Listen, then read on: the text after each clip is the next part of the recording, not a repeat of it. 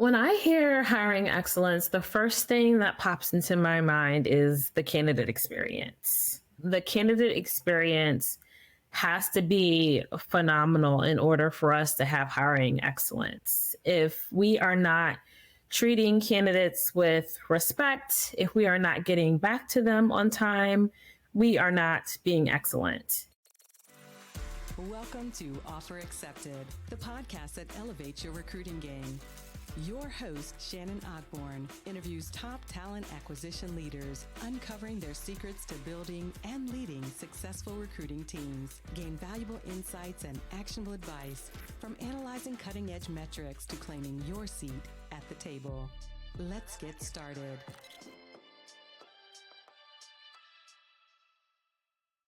Hello and welcome to another episode of Offer Accepted. I'm Shannon Ogborn, your host, and this episode is brought to you by Ashby, the all-in-one recruiting platform empowering ambitious teams from seed to IPO and beyond. I'm super excited because we are here today with NaKeisha Martinez. NaKeisha has been in the talent acquisition space for 18 years and has worked in a variety of industries from global RPO firms, hospitals, and startups, which is how we met. And she is also a community advocate working as a local macaroni kid publisher in her hometown. NaKeisha, thank you so much for joining us today. Thank you, Shannon, for having me. I'm so excited to talk to you. And I'm glad that we had the opportunity to meet through me working at Branch. So here we are. Yay. Well, I would love to, if you could tell us a little bit about what you have been up to lately. Absolutely. So as of lately, I've been doing a lot of HR consultant through the HR Trail and also through Open Classrooms. Open Classrooms is a phenomenal organization that is really trying to amplify the message of really growing your talent space with apprenticeships, business apprenticeships. And it's really giving an alternative to individuals that may not want to go to college directly from high schools. I've been enjoying really growing organizations with apprenticeships and just giving individuals an opportunity to work and also earn college credit. We love the systemic change of work today. Well, in your time in the TA space, like I mentioned in the intro, 18 years in the TA space, is there anything that has really resonated with you as an opportunity to improve? Absolutely. I would say professional development really has an opportunity to be improved throughout the talent acquisition space. I'm a firm believer that your manager can either make or break your career. 100%. I almost wish that weren't the case, but since it is, then we're going to talk about how managers can really set their team up for success with professional development. But sort of first, I would love to hear your thoughts on why professional development matters so much, especially for TA teams. Absolutely. Professional development really matters for TA teams. It is, I like to say, the backbone of a great team, the secret sauce. Not only is it important for individuals to know how they're being successful in a company, but also how they're being successful in achieving their own career dreams. And so I think it's important to first get to know people as a human, get to know why they were attracted to this role, putting on my TA hat here, and also getting to know why they want to go in their career, how they want to further their dreams as well. So I think it's important just to have a really detailed one-on-one with them and really go through not only their aspirations, but also business objectives. 100%. Jumping back to the why sort of quickly as well, especially in TA, the IC path goes for a really long time for some people before a management path. And so I feel like that professional development is really necessary, but also it helps you reduce turnover and really keeps people motivated and in it when they feel like there's something more. Absolutely. I think it's also a part of level setting. Some people get into a role and they think, oh my goodness, I'm going to be promoted in 6 months or I'm going to be promoted in a year. And I really think it's important to level set when someone is getting an offer with the company to say, hey, you may be in this role for 2 years, but as your manager, I'm going to ensure that you are learning, you're growing. We're going to teach you things you never saw before. So number one, I think level setting is important. Then beyond that, learning why they want to be promoted. Is it because they are driven by money? Is it because they want to learn a certain skill set? I think really learning why they want to be promoted is important. Do they aspire to be a people leader? Are they looking to be maybe a principal recruiter? So just getting more knowledge in terms of the why behind the promotion, I think is very important. 100%. And sort of narrowing in on what you had mentioned earlier about one-on-ones really having a big impact in there. Can you tell me how, as a TA manager, TA leader, you've really seen one-on-ones drive the success in talking about professional development? Absolutely. I think one on ones, it is really the backbone of getting to learn what someone is interested in. I think when it comes to creating objectives, key results, and also overall annual goals, it's important not only to have business goals in the mix, but also personal goals. And I also like to see the person behind those goals, right? And so learning more about the human aspects. As far as the one to one, once I have the basics of learning why they came to the company, we have the personal goals, we have the business objectives. It's really talking about how they're tracking to those goals and being encouraging every step of the way. This is your monthly goal. How are you tracking to this goal? How can we help you? How can we make things interesting as well? I think a lot of people spend a lot of their waking hours at work, and they spend more time at work than they would with their family. So how can we get you to your goal in an interesting way? How can we make it fun? And I think all of those factors are very important when it comes to having one-to-ones. And then, of course, we're going to talk about the next step, right? How do we get you to where you want to be? 100%. I like what you said about how can we help you achieve this goal? Because there's nothing worse than getting pulled into a meeting where someone in leadership is like, we need to hit our goals. And you're like, yeah, thanks. Obviously, we all know that. Otherwise, we wouldn't be here. Yeah. But I think really being able to drive the conversation on how you can help them achieve that is really great. And I had a question actually about the personal goals, because one thing you had mentioned to me before is helping people create one if the business hasn't, or if you haven't. Can you tell me a little bit about your philosophy on how you help someone create a personal goal? Absolutely. Obviously, it's important to have business goals, but I think in conjunction with that, you should have a personal goal, right? What's the reason why you get up in the morning? It may not be the same reason that your company wants you to wake up in the morning. And so with that, you should have a personal goal. When it comes to determining what that personal goal is, I like to ask certain questions like, what's challenging for you? What do you think you could be better at? And so some people have told me I would love to be a better public speaker. I would love to be more comfortable with it. And so in those instances, we talk about maybe doing 1 to 2 presentations in front of a smaller crowd and then elevating that to a bigger crowd. Maybe one day you might even be doing an all hands or a company meeting. And so it's important to understand where they're being challenged. Others have said, I want to be able to source any position on this planet, right? It's a huge goal, right? So that's across so many industries. And so how can we make sure that your sourcing skills are versatile? How can we incorporate AI? How can we automate some things? Others have said, I want to be really great at email campaigning. And so how do you even start a talent pool? And so with those things, it just depends on what's challenging for individuals, and then where are the pockets that they want to really thrive in. And that's how we really work together to develop a personal goal. 100%. Yeah, I love all of that. And I think it goes back to your point of how can we make things interesting for you? How can we make it so you're motivated to come here every day?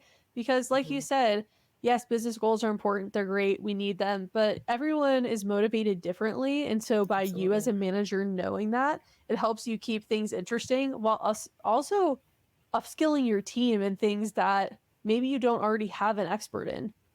Absolutely. And upskilling is so important because individuals come to work day after day. Sometimes everyone does it. They get caught in the trap of doing the same thing over and over again. And sometimes you just have to build momentum, make things interesting, and say, hey, you know what? We're going to have a continuing education summit, and maybe we're going to have a teach back session. And so if I know someone is interested in, let's say, AI, right? AI is so big these days, AI in recruiting. And maybe I might forward to them a webinar that's happening. And then I said, you know what? Why don't you bring back the high level learnings to the team so we can all continue to be educated and know what's happening in the field? And so I think it's very important to make sure that we are continuously upskilling the team in what's happening within the market, within the industry, so we are all aware. Definitely. Can you tell me more about this concept of teachbacks and how they're an opportunity for professional development? I know you just outlined it a little bit, but can you dive a little bit more into that? Absolutely. I think teachbacks are so important. I think a lot of people, they love to learn things, but I always say you never learn something unless you're actually doing it, unless you're actually teaching it. Once you have taught it to someone else, you for sure know it, right? And so with teachbacks, it's the ability to be able to teach a concept to others. And I like to say in a short space of time, so you know that you've mastered it. And for instance, whether it's a conference, whether it's a webinar, whether it is you reading an article, I would love for team members to come back to the team on a team meeting to say, these are the three major takeaways, right? It's the TLDR of today. And telling them what the three major takeaways are and then how they can actually incorporate it in their work. Because I think that is so important. We are a society that we thrive on getting information, thrive on getting knowledge. And then I think the lost art is actually incorporating it into your day-to-day work. And so that's the kicker there. And with my teachbacks, I like to ensure that people are not only giving away the major takeaways, but they're also letting people know how they can incorporate it in their day-to-day work.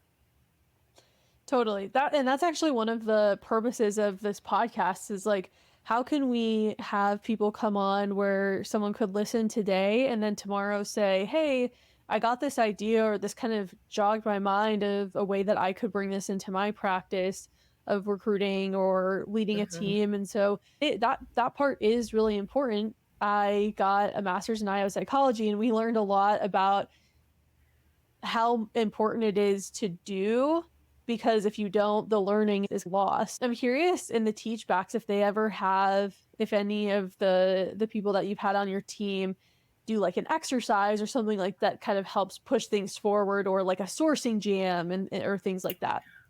Absolutely.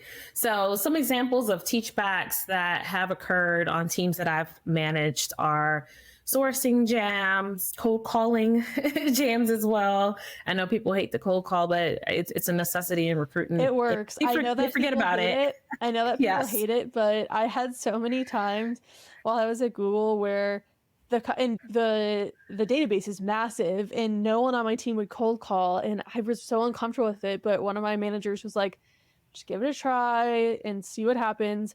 And I reached so many people whose emails were out of date, but phone numbers don't really go out of date. And so that's like a teach back moment for me where it was like, we're going to sit down and we're all going to cold call together. And I'm, oh no, I don't want to do that. But then you come out on the other side and you're better.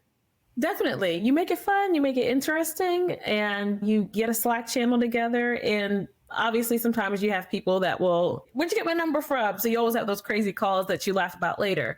Right. But I think it's a lost art. But definitely sourcing jams, cold calling.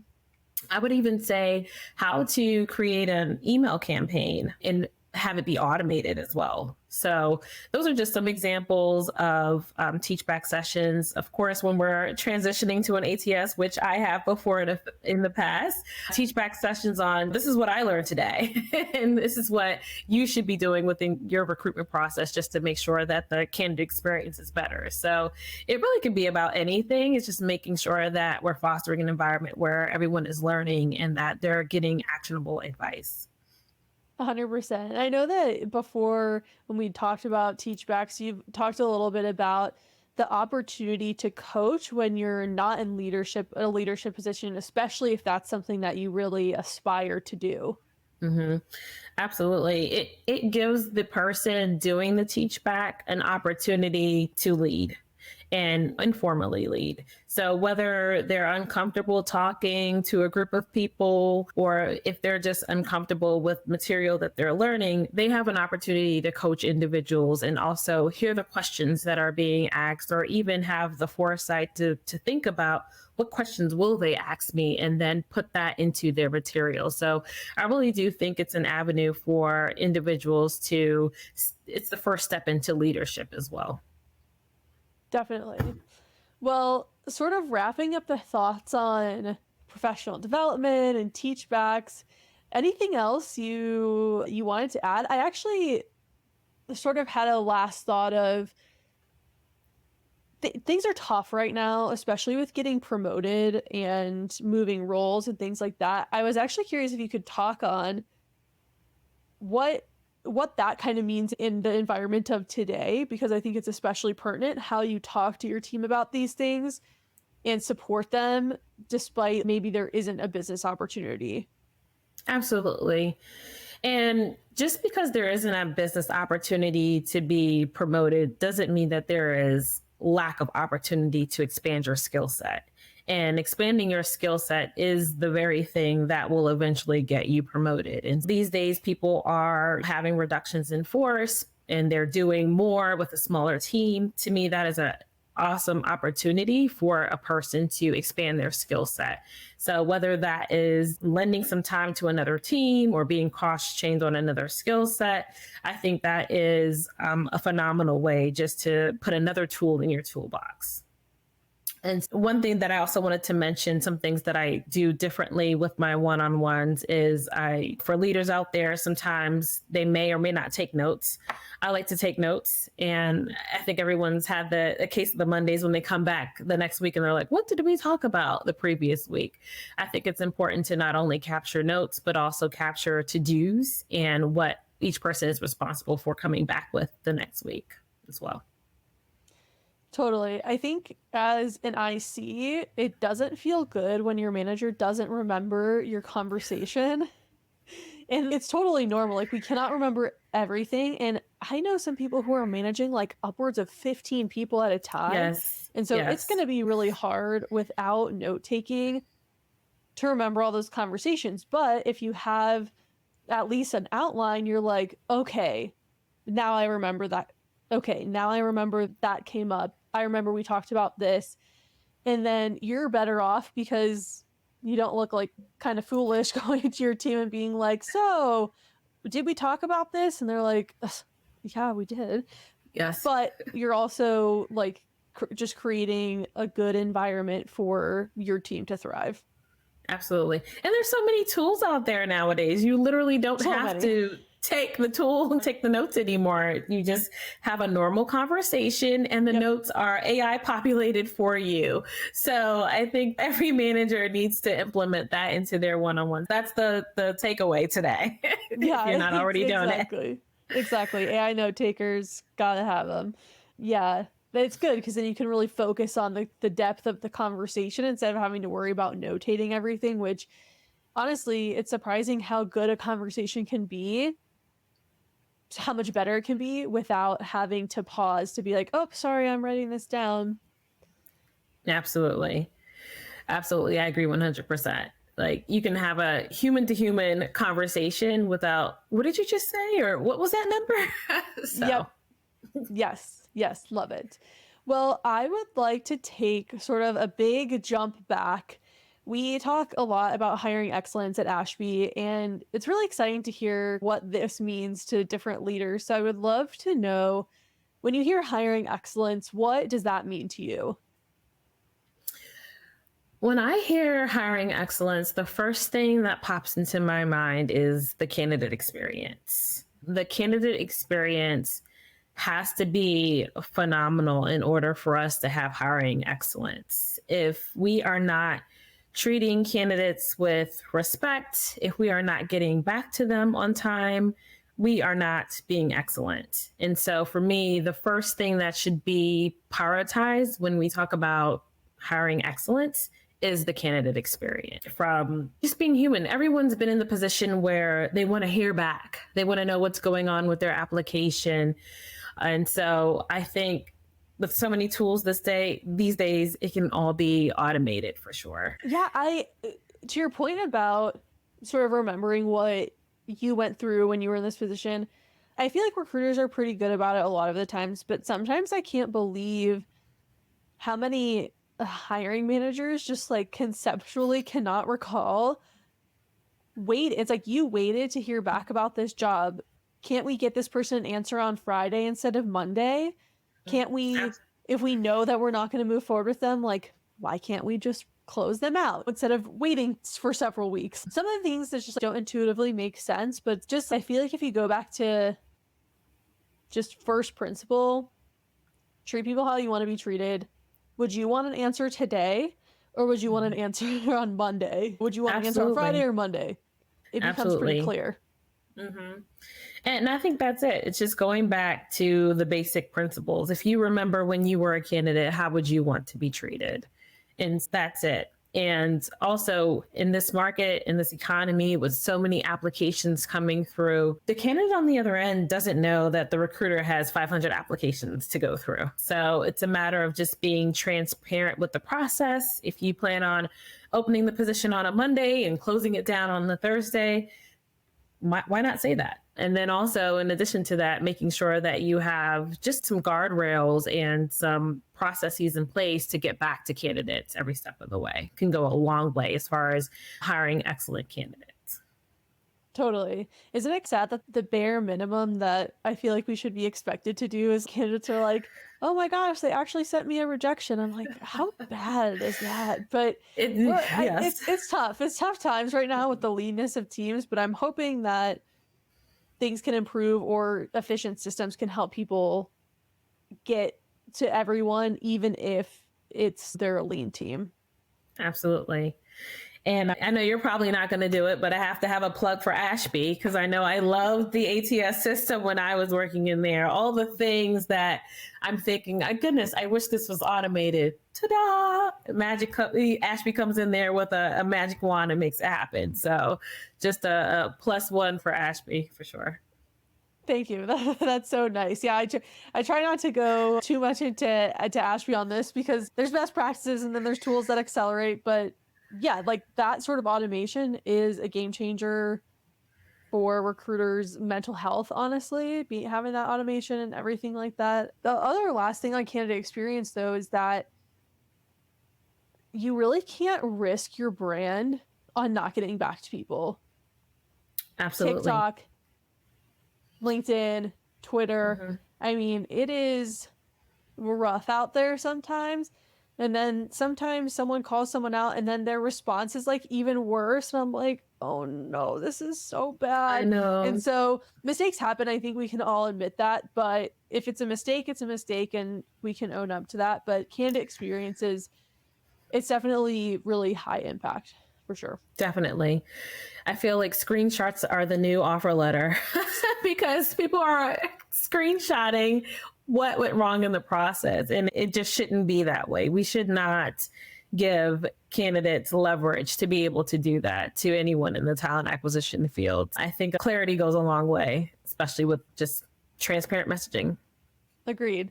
I feel like half of that answer was a hot take, but I would love to know our final question. What is your actual recruiting hot take? Oh, my actual recruiting hot take is don't make diversity, equity, and inclusion a check the box. I think there's so much more that we can do, learning about each other, continuing the conversation, educating, and just learning about different people and cultures. Just don't make it a check the box exercise. 100% agree.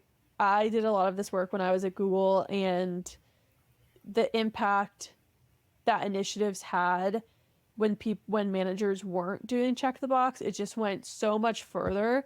And I actually found that organizations, teams, managers who did more check the box style, I actually felt like it was a step back instead of a step forward. I don't know what you think about that. Absolutely.